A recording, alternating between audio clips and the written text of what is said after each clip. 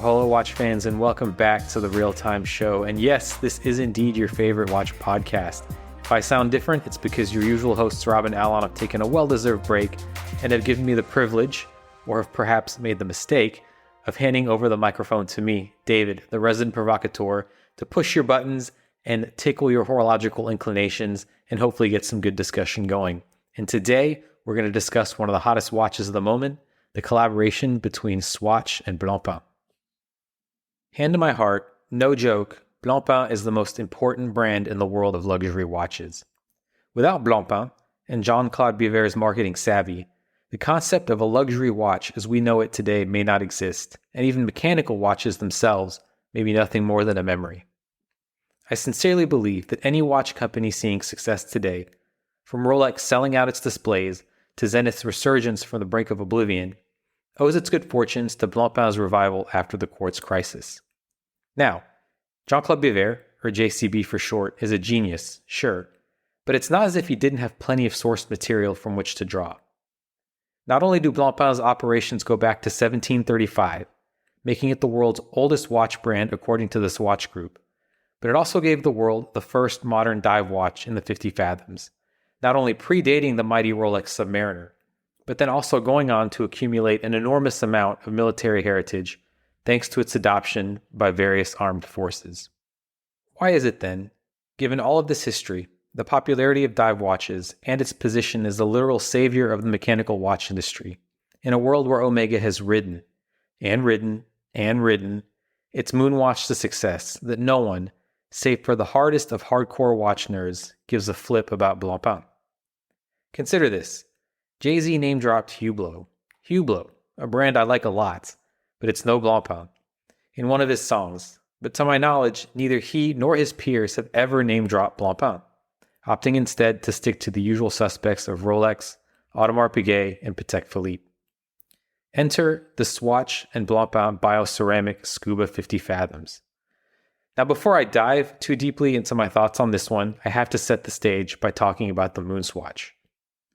The Moon Swatch was the stuff of fever dreams, the equivalent of a video game pitting your favorite Street Fighter characters against the heroes of the Marvel Universe. And yet, just as Capcom made that mashup happen and made it awesome, so too did the Swatch Group. Their project ended up being lightning in a bottle, catching not just the watch world's, but the whole world's attention, and likely becoming the subject matter for business school discussions decades from now. Whatever the hesitations felt internally after greenlighting the Moon Swatch, they surely disappeared on launch day. The amount of free publicity Omega received must have been massive, and the effect on actual Moonwatch sales was also impressive, with Hodinkee reporting at the end of 2022 that since the launch of the Moon Swatch in March of that year, sales of new, current, and vintage Speedmasters increased 50%. Which gets us now to the Blancpain and Swatch collaboration. I don't read minds, but surely the reasoning behind this set of watches can't have been more complicated than, hey, Speedmaster sales skyrocketed when we made a Swatch version, and Blancpain is just kind of shuffling along over there in the corner. So yeah, do that Moon Swatch thing again, but for them this time. A little bit of kidding aside, I do appreciate that the final result doesn't seem like an afterthought. Most significantly, you have the use of an automatic System 51 movement. Indeed, Jean-Claude Biver's tagline that relaunched Blancpain was, "Since 1735, there has never been a quartz Blancpain watch, and there never will be." And so it is with Swatch's Blancpain. Thanks to the investments Swatch and the Swatch Group made years ago in industrializing very cheap automatic movements, this watch ensures that Blancpain's streak of mechanical movements remains unbroken. I also like the different variants according to the oceans. To me, this fulfills what must now be Swatch's directive going forward, which is to create that feeling of gotta catch 'em all in collectors, if I may bring video games back into the mix again for a second, while also feeling very natural, just like using the solar system's various celestial bodies. All that said, I've never seen one in person, and long story short, it's not what I'd spend my money on if I had about 400 euros to spend on a watch. However, I own an actual Blancpain, and really appreciate what the brand creates. So if these bioceramic variants of the 50 Fathoms help the company grow, I'm all for it. I'm not very optimistic about this though, for several reasons. The first is that Omega was a marketing machine well before the launch of the Moon Swatch. If you were at all interested in watches or were looking to acquire your first, quote, nice watch, you probably already knew that Omega is the watch for astronauts and secret agents. Given that established heritage, even normalizing for the novel, gonzo nature of the Moon Swatch launch, it seems logical to me that potential buyers would be primed to step up to the real Moon Watch, or indeed any other number of Omega models after trying on the Swatch variant.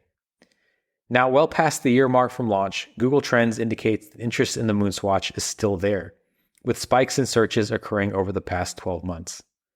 Google Trends data does not show nearly the same trend for Blancpain.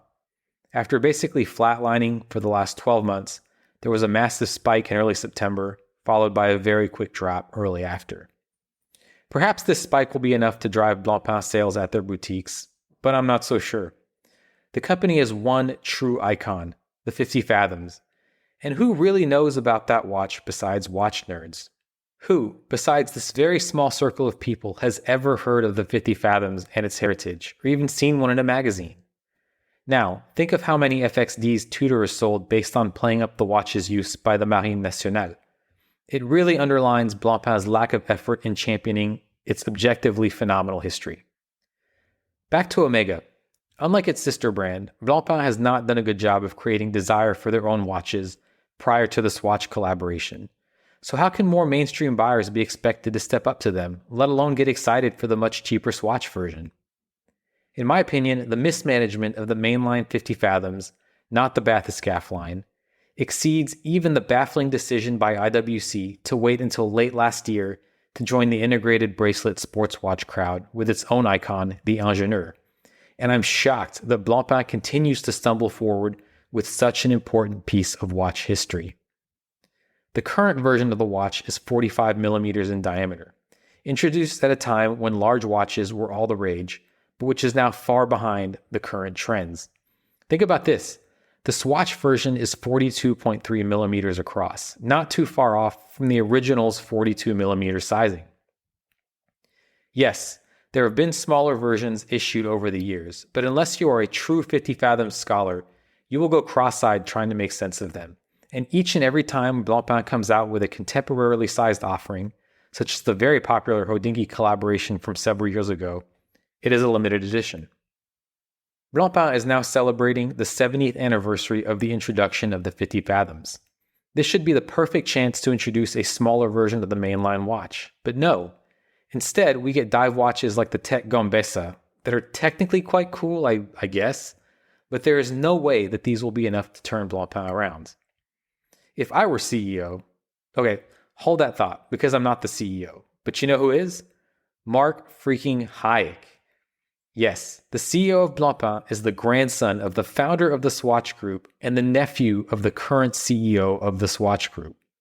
This guy is a pedigree that should have him running circles around Jean-Claude Biver, and yet it's 2023, and the 50 Fathoms you can walk into a boutique today and buy is still 45 millimeters. I just don't understand what's going on.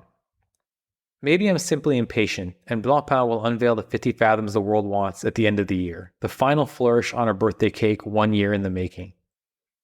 Perhaps I'm looking at this wrong, and the goal for the Blancpain Swatch launch and every subsequent Swatch collab is actually to drive traffic to Swatch boutiques.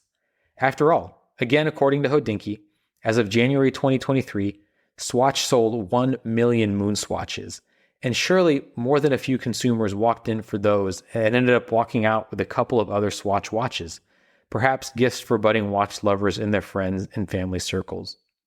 Or maybe Blancpain is just meant to be the sandbox where a few people get to play around, not really meant to do much, but satisfy their own whims as opposed to actually selling watches. But really, I cannot understand how the Swatch Group, a publicly traded company which owns Omega, would allow that, rather than trying to create another cash cow like the maker of the Moonwatch. Put another way, even if driving traffic to Swatch boutiques were the actual goal, I can't imagine the Swatch Group wouldn't want to double dip by also building the foundation of the brands, contributing their heritage to the projects. Anyways, if I were CEO, I'd make it priority 1 to normalize the 50 Fathoms, then market the hell out of it, perhaps handing out a few models here and there to some key influencers. Just executing on that initiative would be no small task, But in a world where I'm boss, I then move on to shining the light on the gorgeous dress watches Blancpain makes. Okay, I'm not saying that a Blancpain Villeray will be cross-shocked with an FP Journe anytime soon, but those Villerays deserve far more attention than they receive currently. Finally, I'd reintroduce the Le Mans line, which is a gorgeous collection of watches from the late 90s, early 2000s, which incorporate a range of complications in slim cases sized around 40 millimeters across. If you think the Rolex Explorer is played out but like that vibe, search for Blancpain Le Mans on Chrono24 and thank me later. By the way, quick aside on that Le Mans collection. It's discontinued, but the one model that is still known in watch circles is the Grand Date Aqualung, also known as the quote Putin watch, because he's been seen wearing one. The Aqualung is, to me, gorgeous, again, like so many of Blancpain's watches. A true connoisseur's Explorer alternative. But the fact that so many watch enthusiasts instinctively associate that watch, and therefore Blancpain, with a war criminal tells you all you need to know about how little the brand has tried to create, manage, and own its own image. And yet, here we are. So yeah, those are the things I'd love to see Blancpain do if I were CEO. But I'm not. So in the meantime, enjoy your bioceramic 50 Fathoms, everybody. And that is it for today's Audicle episode. What did you think? Do you own a Blancpain by Swatch collaboration? How's it working for you? What do you think Blancpain could do to capitalize on the success of this collaboration? Let us know. As always, you can drop us a line via the show's website at therealtime.show/contact, or you can get in touch with any of the hosts individually via Instagram. You can contact Rob at ROBNUDDS. Alon is ALONBENJOSEPH, and I'm at DAVAUCHER. Thanks so much again for listening, and we look forward to catching you on the next show.